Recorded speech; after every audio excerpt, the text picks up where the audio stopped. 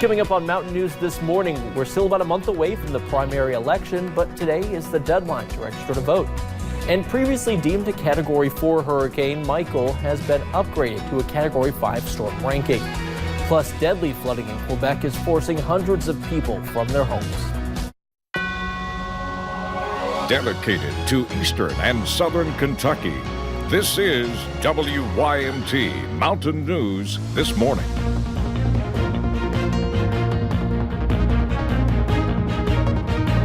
Good morning and happy Monday. The time is 6:31. Let's check in with Brandon Robinson for a look at your forecast this morning as the sun is starting to rise and it's a beautiful day ahead. Brandon? That's right. We're looking at a fairly nice forecast as we head into this Monday, so enjoy that. So it's going to be very nice, very warm later today, but the fog is a big issue this morning. We take our first look at Stonecrest this morning over at the golf course since it's getting a little bit more light out this morning and not a whole lot of fog there, but we are seeing some dense fog across parts of the area this morning, so be careful with that as you head out the door. You see there less than a mile visibility over toward Harlan this morning, so again, just be careful as you head through the first part of your day. We take a look at the satellite and radar. Not a whole lot of activity to talk about this morning. No clouds even. So that's some good news for us. Temperatures anywhere from 39 in Middlesboro to about 45 in Jackson and Moorhead. So things fairly cool this morning. So grab those jackets as you head out the door and hopefully you'll be able to shed those a little bit later on today. Appcast, you can get that app for free in both app stores, and you'll see that things are going to be fairly nice. Headlines showing high pressure and temperatures will start to warm up as we head through the daytime and the next couple of days overall. I'll have the rest of that forecast coming up here in just a couple of minutes. Connor?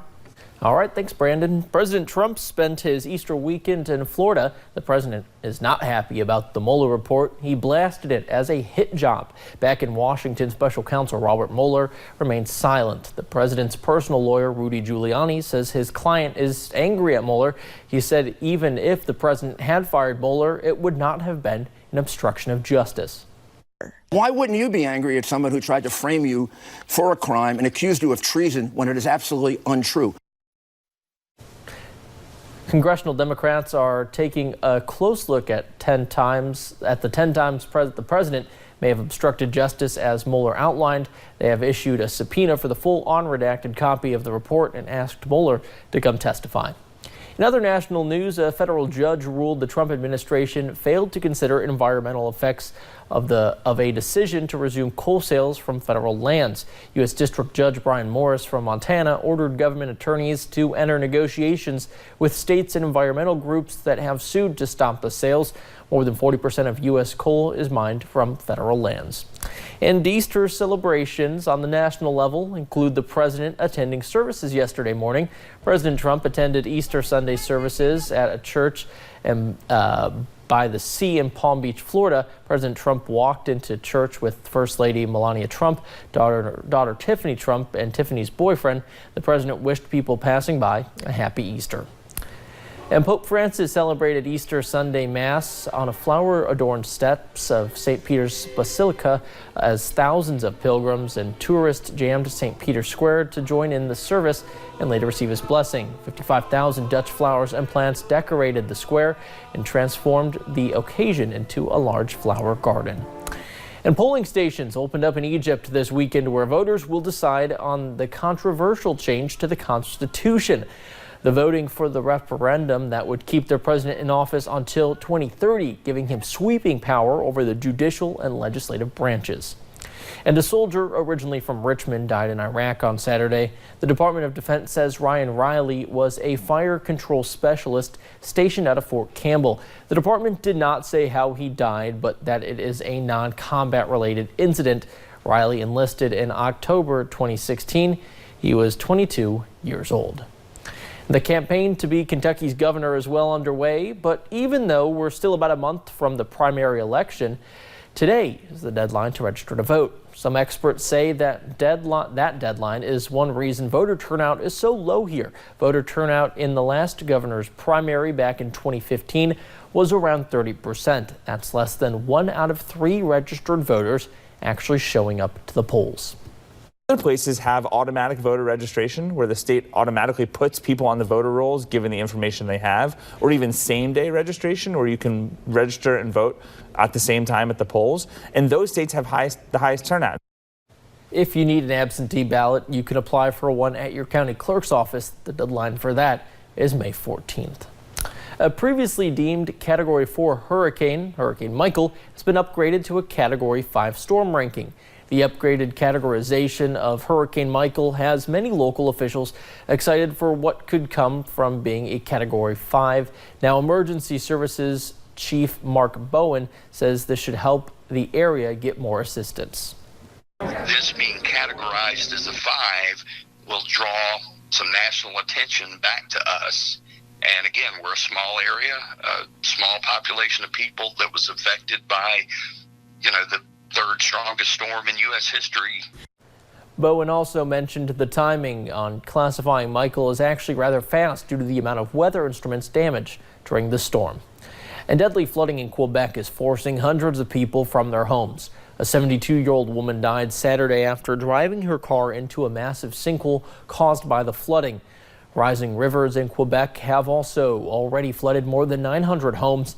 Government officials have issued a state emergency. Canada's armed forces are deploying teams to affected areas to help. Soldiers in some areas are already helping people escape to safety. And firefighters in Surprise, Arizona, rushed to a scene to save some of their own after an explosion Friday night. Fire officials say someone reported seeing smoke coming from the facility which stores lithium batteries. The fire escalated into an explosion as the first arrivals investigated the scene. In total, 8 firefighters rushed to Valley Hospital, 4 from Peoria, 4 from Surprise. The building is still under investigation. A city with a history of water issues is now marking an anniversary. It was 5 years ago this month Flint switched its drinking water source to a cheaper option for the city, the Flint River. Since then, more than 100,000 people have been exposed to high levels of lead in the water. That sparked the water crisis that gained worldwide attention. Looking for improvement, city officials say they're now working to replace the older lead pipes. And some scary moments for a pilot at a West Virginia airport last week after his plane slid off a runway during landing. It happened Friday afternoon at the Logan County Airport. Officials say a man was attempting to land about 3:40 and was using both full, regular, and speed braking. We're told it had been raining at the time. The jet crashed into a fence, but the pilot and passenger on board were not hurt.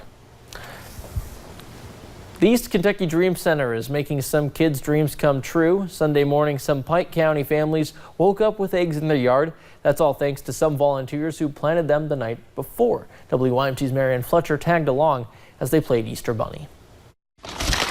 More than 4,000 eggs and countless hours of work. The girls are telling me that if we do this again, we need to start like Christmas Eve to fill all these eggs. East Kentucky Dream Center Executive Director Rachel Campbell-Dotson says she never thought she would egg a house. In a position like this, you have to think outside the box constantly. But in this case, the homeowners paid for it, $50 for 100 eggs to be exact. So everything that we do is based upon donations, fundraising, and sponsorship.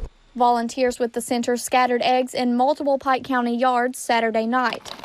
Some are filled with toys, cars, some are filled with nail polish for the little girls. So children will wake up Easter morning to a surprise. And they're just in awe. Those faces, the smiles, they've made every bit of it worth it. The Dream Center is a faith-based nonprofit organization which helps the surrounding community. There's several things that we do to help people in need. Who came to visit? And in this case, our motto is to find a hurt and heal it, and to find a need and fill it. They are doing just that. Stuffing the eggs is a little tedious, but it wasn't hard work at all. So we've loved seeing the children light up. Filling eggs as well as hearts. In Pike County, Marianne Fletcher, WYMT Mountain News. If you would like to volunteer for the East Kentucky Dream Center, you can visit our website to learn more. Now let's check in with Brandon. Forecast this morning. I got you, Connor. I'll take over from here. As we head into the morning hours, we are looking again at some foggy conditions here across the area and parts of the area. Look at that. Very dense fog outside the WYMT studios at Hazard this morning, so be very extra careful. Mountain Parkway at Slade over in Powell County. Daylight now. We can see the camera a little bit better. So, again, no major traffic this morning, but not as much fog up that way as well. It's very clustered right down here in the southern and southeastern part of the state going over into southwest Virginia this morning. So just be careful. Give yourself some extra time. I just saw that Ashland now less than a mile. So if you're traveling west there on I-64, east there on I-64, keep that in mind as well. Temperatures in the 30s now. Harlan, Middlesboro, and Jacksboro all at 39 along with Ashland. We're seeing low to mid 40s across the rest of the region. So jackets this morning. Later on today, we'll be able to shed those pretty quickly. So normal down temperatures. Got to get a little more into those 30s before we take it down a little bit. And then we'll see again a little extra just because it's Monday. Out the door forecast. Temperatures climb into the 70s later on this afternoon with lots of sunshine. Connor? Well, we will have stories trending on WYMT.com next. Thanks for joining us on Mountain News this morning. And a medical device to treat childhood ADHD has been approved by the FDA. We'll tell you more about it. And it started the same year Congress created the Environmental Protection Agency and passed the Clean Air Act. We'll tell you more about Earth Day.